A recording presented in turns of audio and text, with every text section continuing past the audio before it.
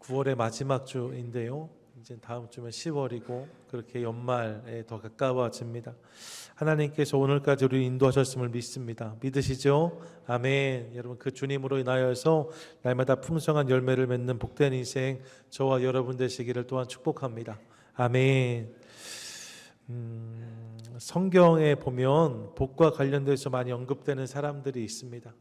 올해 우리 교회 표어가 복이 될지라인데 대표적인 사람이 아브라함이라고 할 수 있죠. 복이 될지라, 이 말씀의 주인공이기도 합니다. 하나님이 주실 복을 향해 믿음으로 나아갔던 한 인생, 우리가 아브라함을 통해서 보게 됩니다. 그런가 하면 야곱도 빼놓을 수 없죠. 끊임없이 복을 갈망하고 사모했던 사람, 복에 목말라 했던 야곱도 우리가 기억합니다. 복과 연결된 사람들이 있는 거예요.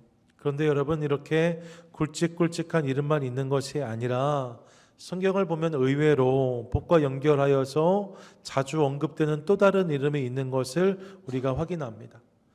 그가 누구냐? 여러분, 그들 중 하나가 오벳 에돔이에요. 오늘 읽었던 본문의 11절과 12절도 보시면 여호와께서 오벳 에돔과 그의 온 집에 복을 주셨다 기록하고, 12절에 보시면 다윗이 이 이야기를 듣는데 여호와께서 하나님의 괴로 말미암아 오벳 에돔의 집과 그의 모든 소유에 복을 주셨다 한지라 말하고 있습니다. 역대상 13장 14절에도 동일한 내용을 소개하는데 하나님의 괴가 오벳 에돔의 집에서 그의 가족과 함께 석 달을 있으니라 여호와께서 오벳 에돔의 집과 그의 모든 소유에 복을 내리셨더라 말씀하고요. 역대상 26장 4절과 5절에 보시면 오벳 에돔의 아들들의 이름이 쭉 열거된 다음에 5절 끝자락에 보니까 하나님이 오벳 에돔에게 복을 주셨음이라 라고 말하고 있습니다. 여러분, 오벳 에돔이 성경에서 많이 등장하지 않는데 그의 이름이 등장할 때마다 그의 인생이 복과 연결되어 있는 것을 보는 거죠. 성경이 오벳 에돔을 하나님의 복을 받은 사람이라고, 하나님이 복을 주신 인생이라고 소개하고 있다는 거예요. 그래서 오늘은 이 오벳 에돔을 좀 주목해 보려고 합니다. 그가 누구이고 그가 어떤 복을 경험했고 어떤 인생을 살았는지 오늘 함께 좀 생각해 보시지요. 먼저 오늘 그가 등장하는 배경을 잠깐 살필 필요가 있습니다. 요즘에 저희 역대상 다시 읽으면서 다윗 이야기가 좀 이어지고 있고, 또 수요 예배도 이제 이번 주까지가 다윗 이야기인데 7번, 8번 나누고 있으니까요. 다윗 이야기를 워낙 많이 들어서 관련된 내용들 다 아실 텐데 몇 주 전에 특별히 베레스 우사에 대해서 주일날 말씀을 나누었어요. 우사가 하나님이 우사를 치셨다 해서 그것을 베레스 우사라 하였다, 이 말씀 기억하실 것입니다. 내용은 이런 거지요. 다 아니까 긴 이야기 짧게 줄이면 제사장 엘리의 때에 그의 아들 홈니와 비느하스가 하나님의 궤를 섣불리 전장으로 가지고 나갔다가 결국 전쟁에 패하고 궤를 블레셋에 빼앗기지요. 이후에 이 언약궤를 블레셋이 전리품으로 가져갔는데 블레셋에서 이 언약궤가 저주의 상징처럼 되고 맙니다. 스스로 언약궤가 이스라엘로 돌아오기 위해 그 땅에 재앙을 내리는 거죠. 그래서 다곤 신상이 무너지고 가는 곳마다 독종이 생기고 온역이 발생하고 여러 가지 문제들이 생겨요. 도저히 블레셋이 이 언약궤를 감당할 수가 없습니다. 그래서 이 언약궤를 돌려보내는데 이 언약궤가 그렇게 돌아와서 도착한 첫 번째 마을이 벳세메스였어요. 이 벳세메스에 있는 사람들이 언약궤가 돌아온 것을 보고 기뻐하고 그냥 이 언약궤를 열어보았다가 많은 사람이 죽는 사건이 발생합니다. 언약궤를 그렇게 함부로 대할 수 없는 것인데 그냥 언약궤를 열었다가 무수한 사람들이 죽었다 성경이 기록하고 있는 거죠. 성경을 찾아보시면 70명이 죽었다 되어져 있는데 그 앞에 괄호하고 5만이라고 적혀 있어요. 그러니까 정확하게 얼만큼 죽었는지는 알 수 없지만 하나님의 궤를 허락도 없이 열어봄으로 많은 사람이 희생되었음을 알 수 있습니다. 블레셋에서 여러 가지 재앙들을 일으켰고 벳세메스에서도 많은 사람이 죽었대요. 그러니까 이 언약궤가 말입니다. 은혜의 언약궤가 아니라 무시무시한 언약궤가 된 것을 우리가 확인할 수 있어요. 이스라엘 백성들에게 또 주변 사람들에게 이 언약궤가 주는 두려움이 있었던 거죠. 이로 인해서 벳세메스의 사람들은 본인들이 실로에까지 이 언약궤를 운반하지 못하고요. 그 길목에 위치한 베세메스 바로 위에 기럇 여아림이라는 동네가 있었는데 그곳의 사람들에게 사람을 보내서 이 언약궤를 가져가라고 이야기합니다. 그러니까 실로로 언약궤 가야 되는데 그 길목에 바로 위 동네 사람들한테 이 언약궤를 가져가 달라고 말하는 거죠.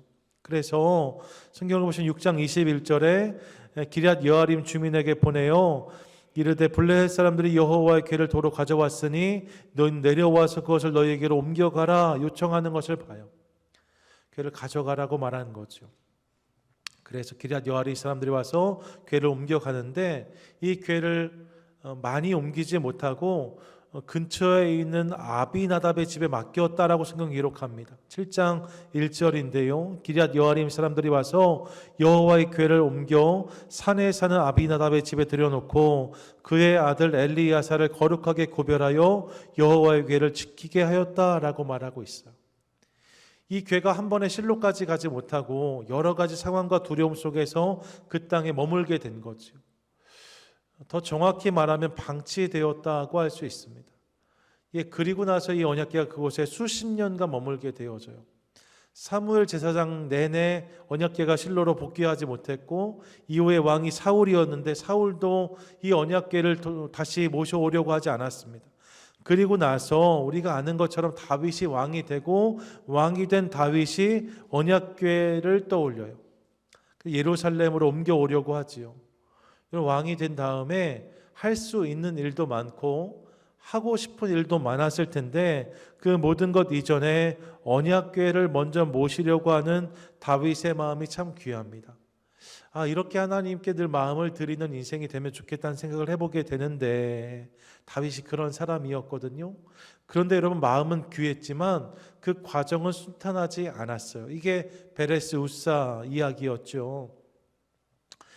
하나님의 언약궤를 운반해 오려고 새 수레를 만들어서 많은 사람들과 함께 궤를 모시러 갔는데 이 궤가 운반돼 나오는 과정에서 수레가 흔들리게 되었고 그 과정에서 언약궤에 손을 대었던 우사가 그 자리에서 즉살하는 사건이 발생합니다.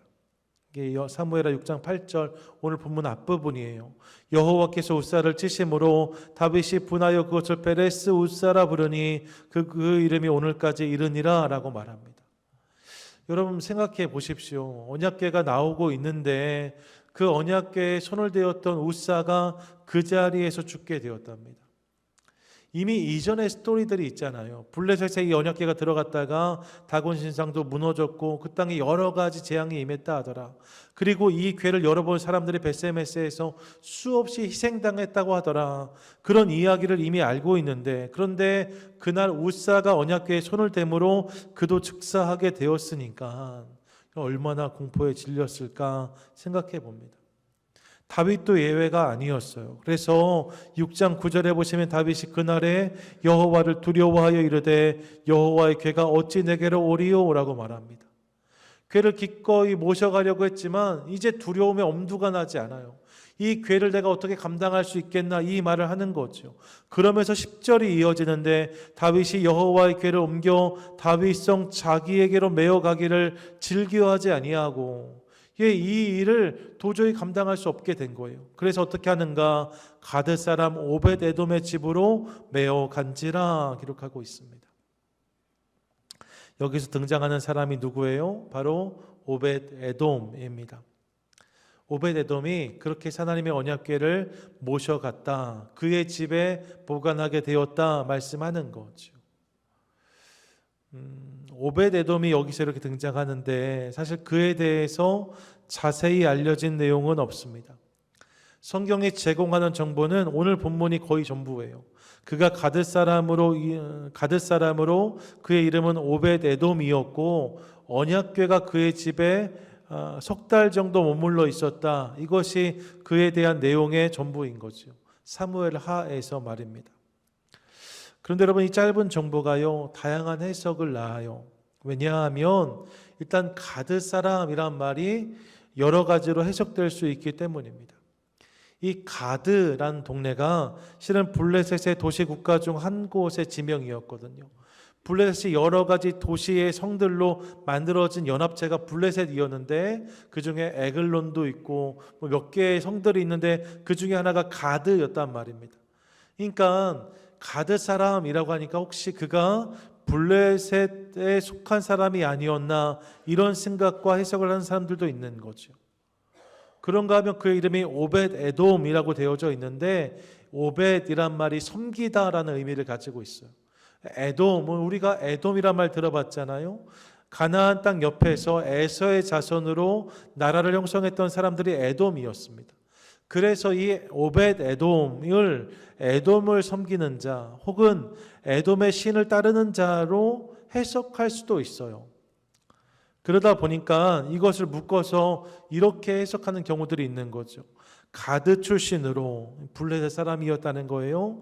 에돔을 섬기던 이방인 중에 이방인인 이 오벳 에돔이 언약궤를 모시게 되었다. 이렇게 우리가 이제 해석하는 경우들이 있습니다. 극적인 해석일 수 있죠. 드라마틱합니다. 블레셋 사람이고 에돔 신을 섬기던 사람이 하나님의 궤를 모시게 되었다. 그래서 복을 받았다. 이렇게 생각하면 너무나 극적인 이야기가 될 수 있지요. 그런데 말입니다. 이 해석에는 조금 무리가 있습니다.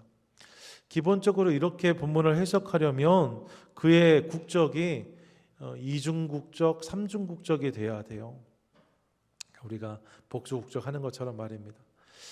기본적으로 블레셋 사람들은 그 땅에 있던 다곤 신을 섬겼거든요. 근데 블레셋 사람인데 에돔의 신을 섬겼다. 그러면 에돔에도 뭔가 적이 있는 거잖아요. 그 신분과 정체가 블레셋에도 속하고 에돔에도 속하면서 동시에 지금 기럇 여아림의 그 근처에 있었으니까 이스라엘에도 속한 그런 사람이 돼야 되는 거죠. 이 부분이 좀 쉽지가 않아요. 풀어내기가. 뿐만 아니라 사무엘 하에서는 오벳에돔이 이만큼 등장하는데 역대상으로 넘어가면 이 오벳에돔이 다시 한번 등장합니다. 그런데 그때 본문을 보시면 그가 레위 지파에 속한 사람으로 소개되고 있어요. 실제로 하나님의 언약궤는 레위 지파 사람들만 다룰 수 있었거든요. 모시고 관리할 수 있었거든요. 그러니까 그가 레위 지파 사람이었다라는 말은 실은 합리적인 말이에요. 하나님의 언약궤가 그의 집에 들어갔다고 하니까 그가 레위 지파 사람이었다라고 역대상은 설명하는데 그 말이 조금 더 신빙성이 있는 거죠. 그렇게 따지면 앞에 있는 말들에 대한 해석이 좀 달라져야 될 것 같습니다. 가드 사람 오벳 에돔, 이것에 대한 다른 의미가 있는 거죠. 그래서 최근 지지받는 해석은 이런 거예요. 가드 사람이란 말이요. 이 가드라는 히브리어 단어를 가만히 보면 사실 이게 갓이란 단어와 자음이 똑같거든요. 갓은 이스라엘 지파 중 하나입니다. 레위 지파가 모든 지파에 다 속해 있었거든요. 레위 지파가 모든 지파가 부활받은 땅에 성들을 몇 개씩 받아서 그 모든 지역에 레위인들이 있었으니까 그가 가드 사람이었다는 것은 실은 이스라엘 지파들 중에 갓 사람이었다는 의미로 그 갓에 있었던 레위인들의 성에 있는 레위인이 아니었을까 이렇게 그를 추측해 볼 수 있는 거예요. 블레셋 사람이 아니라 이스라엘 레위인이었을 수 있다는 거죠. 동시에 그의 이름도 오벳 에돔이라고 우리가 부르고 에돔을 섬기는 자로 해석했었는데 이 에돔이란 말이 말입니다. 실은 붉다라는 의미를 가지고 있습니다. 그래서 에서가 붉은 사람이었고 그 땅이 붉어서 그 땅을 에돔이라고 부르는 거거든요. 그런데 그 에돔이란 말의 본의 의미는 붉다라는 의미가 있어요. 또 다른 의미는 피라는 의미를 갖습니다. 그렇게 생각해 보면 에돔을 섬기는 자가 아니라 붉은 것을 섬기는 자 혹은 피를 섬기는 자라고도 해석할 수 있는데 레위인들이 주로 어떤 일을 했어요? 제사를 도왔잖아요. 근데 구약의 제사는 피하고 뗄래야 뗄 수가 없단 말입니다.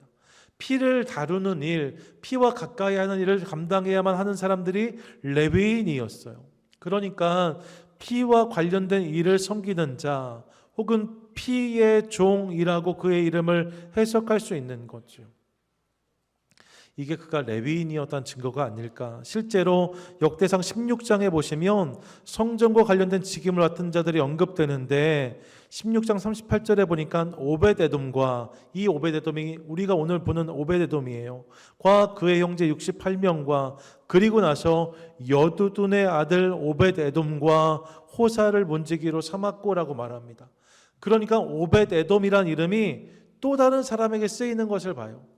여두둔이란 사람도 그의 아들 이름을 오벳에돔이라고 지었다는 거죠.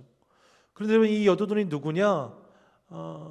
주의 성전에 섬겼던 레위 지파 사람 중 하나입니다. 그럼 상식적으로 레위 지파, 하나님을 섬기는 레위 지파의 제사장이, 또 레위인이 자신의 아들의 이름을 에돔을 섬기는 자라고 짓는다, 에돔의 신을 섬기는 자라고 짓는다, 있을 수 없는 일이에요. 그러니까 오벳에돔이라는 이름의 의미는 피를 통해서 섬기는 자 혹은 피의 종이라고 해석되는 것이 타당할 수 있다는 거죠. 조금 딱딱한 이야기를 드렸는데 정리하면 이 가드 사람 오벳에돔이 실은 블레셋에 속한 사람 혹은 에돔을 섬기는 사람이란 해석도 물론 있었지만, 그렇게 해석될지도 모르지만 그게 맞을 수도 있죠. 하지만 성경 전체를 보면 보다 합리적인 해석과 이해는 그가 레위인으로 이스라엘에 머물던 사람 중 하나였다는 것입니다. 갓 지파에 속한 땅에 섬겼던 레위인 중 하나로 오벳에돔을 이해할 수 있는 거죠. 이렇게 해석하면 실은 오벳에돔의 이야기가 드라마틱하거나 극적인 부분은 아닐 수 있어요. 블레셋이나 에돔 사람으로서 하나님을 섬기게 되었고 복을 받았다, 이게 훨씬 감동적이지, 레위 지파 사람인데 그가 하나님의 언약궤를 섬겼다, 이거 좀 평범해 보이잖아요. 그런데 여러분 조금만 더 생각해 보시면 사실 이 이야기는 절대로 평범하지 않습니다. 오벳에돔이 이스라엘에 속한 레위인이라고 해도 이 이야기는 절대로 가벼운 이야기가 아니에요. 왜냐하면 앞서 말씀드렸지만 지금 언약궤는 은혜보다 저주와 징계, 재앙의 상징처럼 여겨지는 상황입니다. 관련된 이야기가 무시무시해요. 언약궤를 모셨다가 복을 받았다, 이런 이야기가 있는 게 아니라 여러분 이 궤가 가는 곳마다 재앙이 내리고 사람들이 죽기 시작하는 거잖아요. 다곤 신상이 무너졌고 블레셋 땅에 온갖 재앙이 내렸고 벳세메스의 사람들도 죽게 되었다 말씀드렸으니까 말입니다. 이 언약궤에 대한 부담감이 있는 거죠. 우사도 죽었어요. 그러니까 오죽하면 언약궤를 모셔가려고 했던 다윗까지 지금 두려움에 떨고 있잖아요. 이 언약궤를 내가 감당할 수 없다라고 말하는 상황이란 말입니다. 모든 사람이 언약궤를 두려워하고 꺼리는 상황이 지금의 상황이에요. 레위인은 둘째치고 다윗 왕조차도 그런 두려움을 느끼는 것이 본문의 배경이었다는 거죠. 여러분 그때 말입니다. 그 자리에 많은 사람이 있었어요. 이 언약궤가 있었던 기럇 여아림 이 마을 사람들은 당연히 다 모였을 것이고 다윗이 뽑아서 데려간 사람도 3만 명이나 되었다라고 말합니다. 그러니까 예루살렘에서 그냥 직접 데리고 온 사람이 3만 명이에요. 이 일을 구경하려고 모인 사람은 더 많았을 것입니다. 그리고 성경의 기록에 보면 여호와 앞에서 여러 악기로 연주하기 위해, 찬양하기 위해 데려간 자들도 있었다고 하니까 그들 중에 레위인들도 분명히 있었을 것입니다. 오늘 이 현장에 있는 레위인이 오벳에돔 한 사람이 아니었다는 거예요. 많은 사람이 있었고 그들 중에는 레위인들도 솔찬찮게 있었던 거죠. 그런데 그 많은 사람들 중에 오벳에돔이 이 언약궤를 맡았다는 부분을 주목할 필요가 있습니다. 여러분 이런 모습을 상상해 볼 수 있어요. 모든 사람이 다 두려워 떨면서 지금 언약궤를 피하고 있는 상황입니다. 점점 발걸음이 뒤로 이렇게 물러서게 되는 거죠. 혹시 이 언약궤를 나에게 맡으라 하지 않을까, 다 그런 두려움이 있어요. 다윗이 너무나 이게 당황이 되어서 어떻게 할 수 없는 상황에서 언약궤를 누군가에게 부탁해야 되는데, 좀 맡아주라 이야기해야 되는데 다윗이 주변을 둘러보아도 누구 하나 다윗과 눈을 마주치지 않습니다. 다윗과 눈을 마주치려고 하면 다 고개를 숙여요. 고개를 돌려요. 등을 돌립니다. 그렇게 다윗과 눈을 안 마주치려고 애를 써요. 빨리 이 자리를 떠나려고 애쓰는 사람들이 태반이었을 것입니다. 왜요? 일이 부담이고 두려움이었거든요. 그런 상황과 장면을 상상해 볼 수 있어요.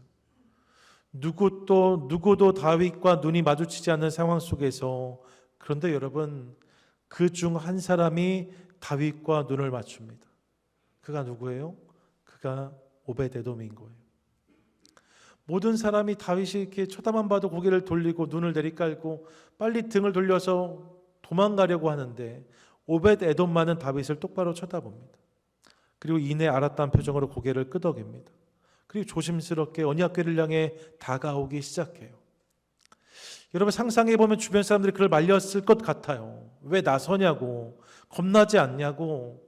그와 함께 왔던 형제나 가족이 있었다면, 형님 왜 이러시냐고, 지금 나설 때가 아니라고, 지금 울사 죽는 거 보지 않으셨냐고, 어떻게 감히 언약궤 근처에 가려고 하시냐고, 형님이 안 하셔도 이 일 할 사람 얼마든지 있을 수 있으니까 우린 눈 딱 감고 돌아갑시다, 이렇게 말할 수 있는 상황이었단 말입니다. 하지만 오벳에돔은 멈추지 않고 계속해서 언약궤를 향해 나아갑니다. 그리고 언약궤 앞에 서요. 떨리는 손으로 언약궤 고리에 장대를 꿰입니다. 그리고 이 궤를 자신의 집으로 옮겨갔다는 거죠. 그렇게 해서 언약궤가 그의 집에 들어가게 되는 거예요. 이렇게 생각해 보면 우리가 알 수 있는 사실이 하나 있습니다. 그것은 오벳에돔이 어떤 사람이었는지는 우리가 정확히 알 수 없어요. 성경 해석도 다양하게 할 수 있습니다. 하지만 분명한 게 하나 있죠. 그것은 그가 수고와 희생을 피하지 않는 사람이었다는 것입니다. 여러분, 오늘 오벳에돔의 복에 대해서 말씀을 나누려고 하는데, 그렇다고 해서 오벳에돔은 어떻게 하면 복을 받을 수 있을까를 늘 골몰해서 생각했던 사람이 아닙니다. 복에 몰두했던 사람이 아니에요. 어떻게 하면 빨리 갈 수 있을까, 어떻게 하면 높이 갈 수 있을까를 늘 고민했던 사람도 아니랍니다. 사실 여러분, 그렇게 약삭 빠르고 계산이 빠른 사람들은 벌써 자리를 다 떠나버렸을 거예요. 얼마나 위험한 상황입니다. 근데 그런 상황에 오벳에돔이 남아있잖아요. 정말로 성공하고 싶은 사람들, 복받고 싶은 사람들은 벌써 자리 다 떠나버린 거죠. 계산이 빠른 사람들 다 떠났어요. 오벳에돔은 그런 사람이 아니었음을 깨닫습니다. 오히려 오벳에돔은 그런 사람들 눈에는 미련한 사람처럼 보였을 공산이 큽니다. 누가 봐도 위험한 일이고 누가 봐도 두려운 일인데 그 일을 사서 하려고 하는 오벳에돔 말입니다. 왜 저렇게 사나? 왜 저렇게 미련하게? 왜 저렇게 무식하게? 그 일을 저가 아니어도 누군가 할 텐데, 이 핑계 저 핑계 대고 돌아설 수 있을 텐데 왜 그 일을 굳이 맡으려 하나? 이런 이야기를 듣기에 딱 좋은 인생이 오벳에돔인 거지요. 여러분, 오벳에돔은 절대로 계산이 빠른 사람이 아니었습니다. 하지만 그는요, 있어야 할 곳에서 해야 할 일을 감당하는 사람이었어요. 남들처럼 계산이 빠르진 못해요. 하지만 있어야 할 곳에서 그것이 내가 해야 될 일이라면, 그것이 나에게 수고가 되고 고생이 되고 부담이 되고 어려움이 될지라도 그 일을 감당하기 위해서 나아가는 사람이 오벳에돔이었다는 거죠. 여러분, 하나님이 있으라 하신 곳에서 하라 하신 일을 감당하는 사람, 이것을 우리는 겸손이라고 부르고 신실이라고 평가합니다.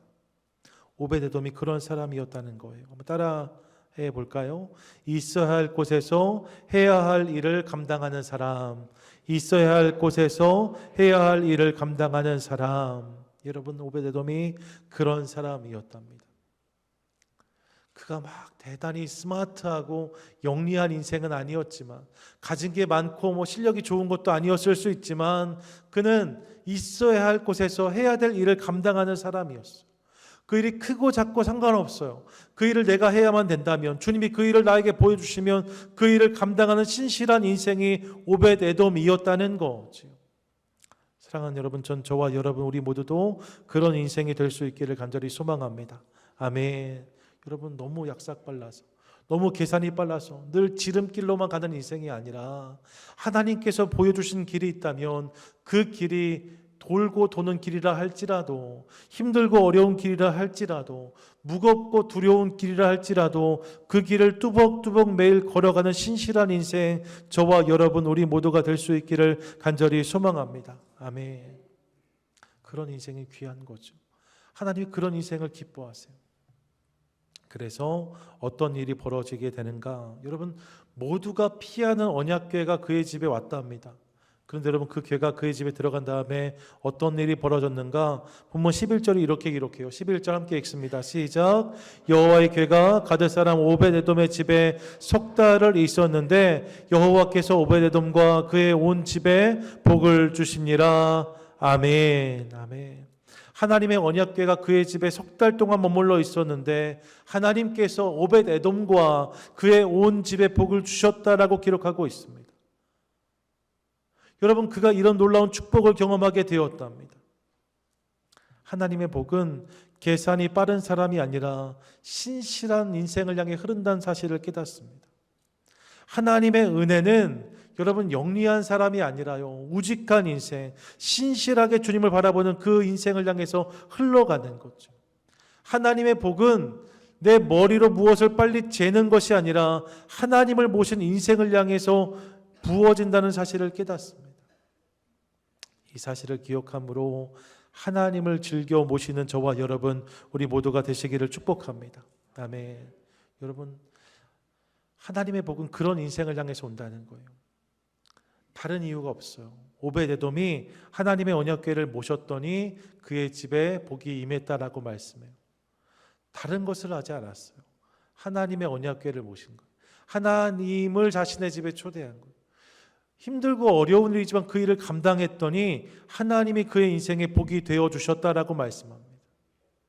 이것이 오벳에돔의 이야기인 거죠. 여러분, 복 받기를 원하십니까? 차마 대답할 수는 없고 받곤 싶고 뭐 이런 표정이신 거죠. 여러분, 복 받기를 싫은 사람 없어요. 우리 다 복 받기를 원해요. 그런데 여러분, 어떻게 해야 복을 받을 수 있나? 세상은요, 별소리를 다 해요. 동쪽으로 가라 합니다. 길한 곳에 터를 잡으라 합니다. 수맥을 피하라고 합니다. 덕을 많이 쌓아야 복을 받는다라고 말합니다. 그런 여러 가지 일들이 있을 수 있어요. 하지만 성경은 그렇게 복을 설명하지 않습니다. 성경은요, 하나님을 모신 인생에 복이 임한다라고 분명히 선포합니다. 하나님이 함께 하시는 인생, 그 인생이 복이 있는 인생이라고 말씀하는 거죠. 이유는 분명합니다. 그분이 복이시기 때문입니다. 믿으십니까? 아멘. 여러분, 구약이 하나님이 복이시다라고 분명히 선포해요. 민수기 6장 24절에 보시면 여호와는 내게 복을 주시고 너를 지키시기를 원하며 라고 말합니다. 하나님이 복을 주시는 분이라는 거예요. 시편 16편 2절인데 함께 읽습니다. 시작. 내가 여호와께 아뢰되 주는 나의 주님이시오니 주밖에는 나의 복이 없다 하였나이다. 아멘. 뭐라고 말씀합니까? 주밖에는 나의 복이 없다라고 고백합니다. 하나님이 나의 복이시라는 거예요. 하나님이 인생의 복이라고 분명히 성경은 선포하고 있습니다. 그런가 하면 신약으로 넘어오면 예수님의 소식을 큰 기쁨의 좋은 소식, 즉 복음이라고 또한 소개합니다. 누가복음 2장 10절인데 함께 읽습니다. 시작. 천사가 이르되 무서워하지 말라. 보라, 내가 온 백성에게 미칠 큰 기쁨의 좋은 소식을 너희에게 전하노라. 아멘. 여러분, 이 큰 기쁨의 좋은 소식이 누구이십니까? 예수님이세요. 예수님이 큰 기쁨의 좋은 소식, 복음이시라는 거예요. 예수님이 복음이라고 성경은 분명히 선포합니다. 그러면서 누가복음 7장 22절에 보시면 예수께서 대답하여 이르시되 너희가 가서 보고 들은 것을 요한에게 알리되 맹인이 보며 못 걷는 사람이 걸으며 나병 환자가 깨끗함을 받으며 귀먹은 사람이 들으며 죽은 자가 살아나며 가난한 자에게 복음이 전파된다 하라라고 말씀하십니다. 주님이 복이시기 때문에 예수님이 머무는 곳 가운데 이런 역사들이 펼쳐졌다라고 성경이 말씀하고 있는 거죠. 여러분, 구약에서 하나님이 복이시다라고 선포하고 신약으로 넘어오면 예수님이 복음이라고 분명히 증언하고 있습니다. 주님이 복이세요. 믿으십니까? 아멘. 같이 한번 고백하시죠. 주님이 참된 복이십니다. 주님이 참된 복이십니다. 여러분, 이 사실을 믿고 그 주님을 날마다 바라는 저와 여러분, 우리 모두가 되시기를 축복합니다. 아멘. 주님이 복이신 거예요. 다른 방법이 없어요. 오벳에돔이 여호와의 궤를 모심으로 복을 받았다 하잖아요. 하나님을 모신 인생에 주님이 복을 주시는 거죠. 그렇게 오벳에돔이 복을 받았다라고 성경이 말씀하고 있습니다. 그러면 오벳에돔과 그의 집에 하나님 복이 임해서 이후에 어떤 일들이 벌어졌는가? 이건 가만히 보시면 실은 성경은요, 오벳에돔의 집에 복이 임했다라고 말씀하는데 구체적으로 어떤 복이 임했는지 설명하지 않아요. 우리가 그냥 세상적으로 생각하면 말입니다. 복을 받았다 하면 우리는 이런 일들을 기대해 봅니다. 어떤 사람 복을 많이 받았대 하면 어떤 일들이 이후에 이어지는가? 그래서 큰 집을 샀다, 혹은 차를 바꿨다, 혹은 영전에서 높은 자리에 올라갔다, 뭐 이런 이야기들을 기대할 수 있어요. 세상에서 기대하는 복의 스토리는 그런 거죠. 복을 받았다 하면 그렇게 뭔가 형편이 나아지고 상황이 좋아지는 것들을 기대합니다. 그런데 오벳에돔의 이야기는 그렇게 이어지지 않아요. 복을 받았다라고까지만 하고 어떤 복인지 소개하지 않는 거죠.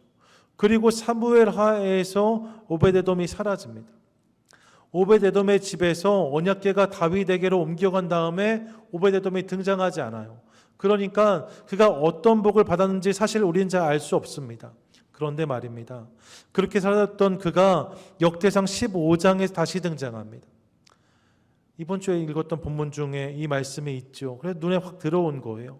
15장을 보시면 다윗이 언약궤를 예루살렘으로 옮겨왔던 장면을 다시 그리는데, 그 장면을 그리면서 말입니다, 16절 이하를 보시면 하나님의 궤 앞에서 찬양하는 자들의 이름이 언급되는데 그 중에 눈에 띄는 이름이 있습니다. 역대상 15장 16절 보세요. 다윗이 레위 사람의 어른들에게 명령하여 그의 형제들을 노래하는 자들로 세우고, 하나님의 궤 앞에 노래하는 자들도 세웠다는 것입니다. 그러면서 17절 18절에 그렇게 세움받은 사람들의 이름이 쭉 열거되어지는데, 레위 사람들의 이름이 쭉 열거되어지는데 그 중에 18절 끝자락에 보니까 어떤 이름이 등장하는가? 문지기 오벳에돔과 이렇게 등장하고 있어요. 여기서 그가 다시 등장하는 거죠. 오벳에돔이 하나님을 찬양하는 자리에 서 있었다는 거예요. 그런데 말입니다, 여기서 오벳에돔을 이야기할 때 그의 이름 앞에는 다 누구의 형제 누구의 아들 쭉 이름만 열거되고 있는데, 이 오벳에돔을 소개할 때만 그의 앞에 독특한 표현 하나 붙여요. 그게 뭡니까? 문지기라는 표현이에요. 문지기 오벳에돔이라고 오벳에돔을 기록하고 있는 거죠. 왜 그를 문지기로 소개하는가? 그 이유가 15장 24절에 등장하는데, 15장 24절에 보시면 하나님의 궤 앞에 나팔을 부는 자들의 이름이 쭉 열거된 다음에 오벳에돔과 여히야는 궤 앞에서 문을 지키는 자이더라 라고 기록하고 있습니다. 뭐예요 여러분? 오벳에돔이 여호와의 궤 앞에서 문을 지키는 자가 되었다는 거예요. 문지기가 된 거지.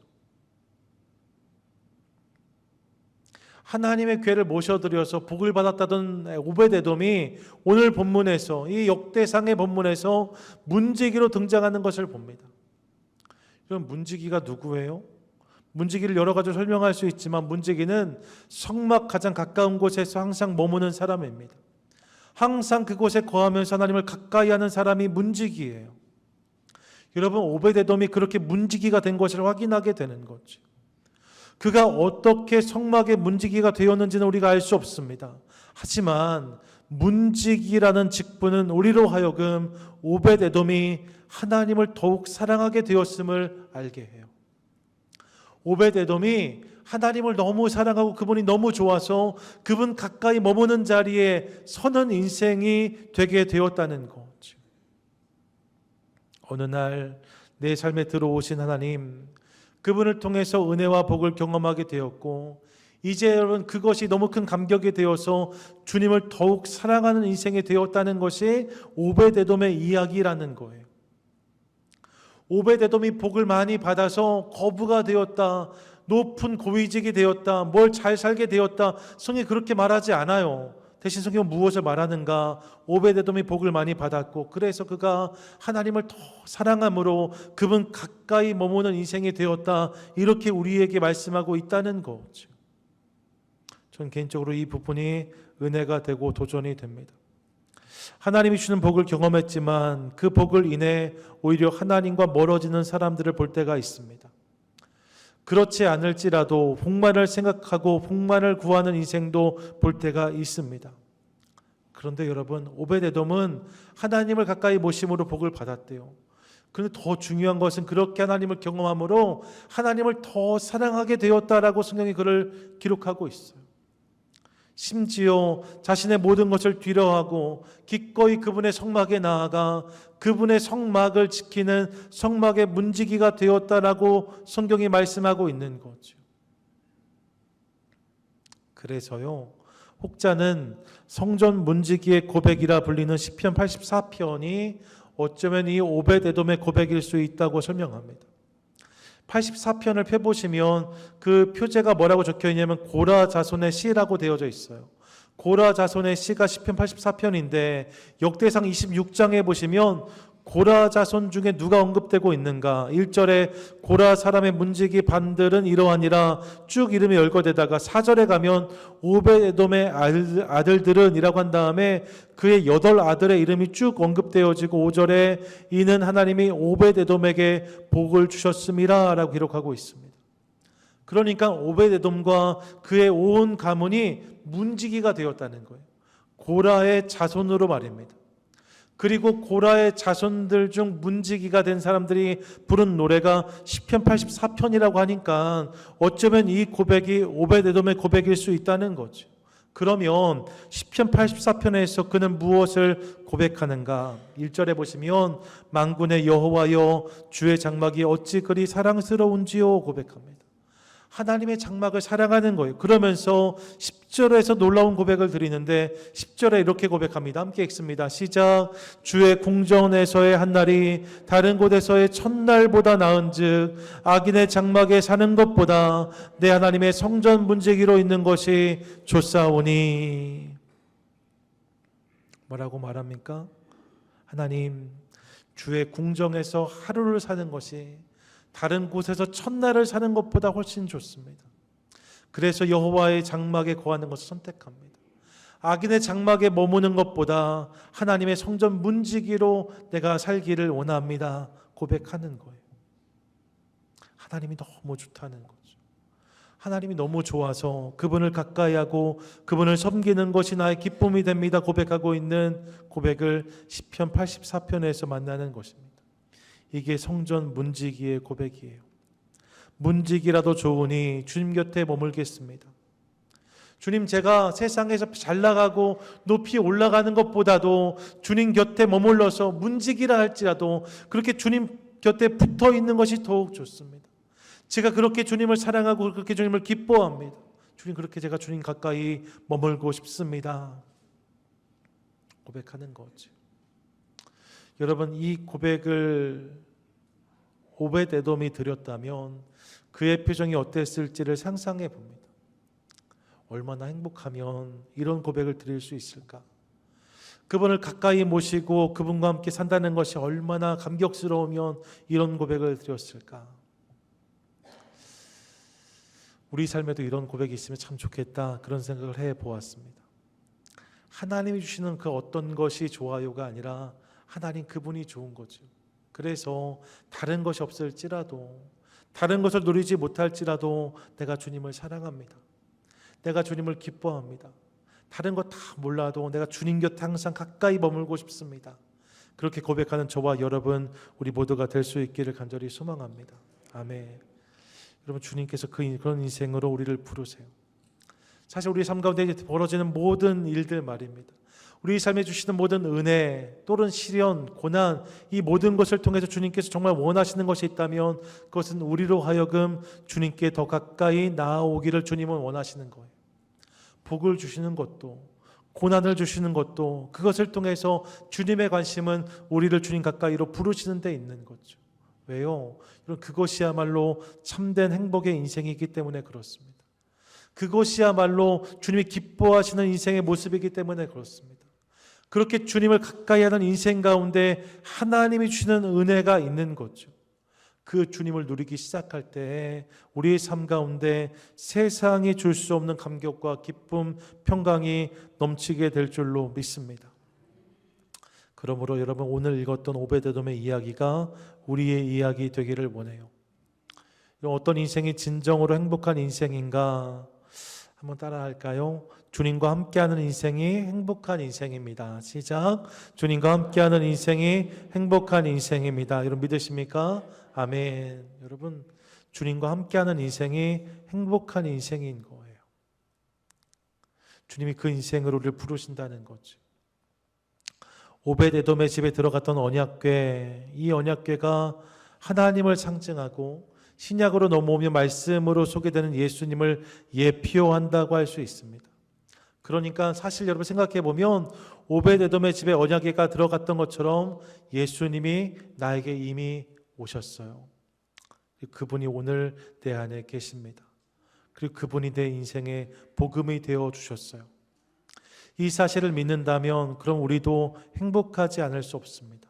왜요? 주님이 내 안에 계시기 때문입니다. 세상 사람들은 몰라줘도 괜찮아요. 주님이 나를 아시기 때문에. 다른 것을 갖지 못해도 괜찮아요. 왜요? 주님이 내 안에 계시기 때문입니다. 그분이 나를 아시고 그분이 나와 함께 하신다면 이보다 큰 복, 이보다 큰 은혜는 없는 거죠. 이 사실을 기억하며 날마다 주님을 알고 믿고 누림으로 주님을 더욱 사랑하는 믿음의 성도 우리 모두 될 수 있기를 간절히 소망합니다. 이 고백이 있을 때에 주님과의 친밀한 동행, 친밀한 사귐은 우리 안에 더욱 풍성히 일어날 것이고 이를 통해서 세상이 알지 못하는 기쁨이 우리 안에 충만하게 될 줄로 믿습니다. 여러분, 하나님 주시는 그 어떤 것이 아니라 하나님을 사모하고 그분을 가까이 하는 믿음의 성도들 되시기를 축복해요. 제가 가끔씩 이렇게 격려가 필요할 때 보는 영상이 있는데 이제 미군들 영상이에요. 미군은 파병을 많이 가잖아요, 해외로. 저희 교회 가족들 중에서도 자제분들이 군인에 가 있고 해외 파병을 경험했던 분들이 계신데 많이 보고 싶지 않으시겠습니까? 근데 영상을 보면 계속 그렇게 이제 아버지를 멀리 보낸 가족들이 아빠가 보낸 선물이라고 박스가 집에 도착하면 그 박스도 참 반갑죠. 근데 실은 그 박스 안에 뭐가 있어요? 그 아빠가 숨어 있잖아요. 그래서 아이가 가까이 가서 박스를 열려고 하면 박스가 팍 터지면서 아빠가 탁 나오면 여러분 그 아이가요 말로 표현할 수 없는 표정을 지어요. 아빠가 보내준 선물보다 아빠가 주는 기쁨은 훨씬 큰 거죠. 너무 깜짝 놀랐다가 아버지를 팍 안고 펑펑 우는 그런 아이들의 모습을 보고 있으면 얼마나 감격이 되는지 몰라요. 이렇게 하나님을 사랑해야지, 이렇게 하나님을 사모해야지, 그런 생각 제가 그 영상 볼 때마다 격려가 필요할 때마다 그래서 영상을 보고 이런 마음으로 주님을 사모해야지 이런 생각 해보거든요. 사랑하는 여러분, 주님을 사랑하는 성도들 되시기를 축복해요. 아멘. 무엇보다 주님을 사랑하는 주님의 가장 큰 복이시고 그분이 내 삶 가운데 임하시면 그분이 우리 삶을 붙잡아 주실 줄 믿습니다. 오벳에돔이 그래서 여호와의 문지기로도 나는 충분합니다 고백하는 거예요. 이 사실을 기억하며 같은 고백을 우리 삶과 담는 것을 통하여서 주님을 알고 또 그분을 누림으로 매일매일 더 풍성한 은혜로 살아가는 복된 성도 저와 여러분 우리 모두가 되시기를 주님의 이름으로 간절히 축원드립니다. 아멘.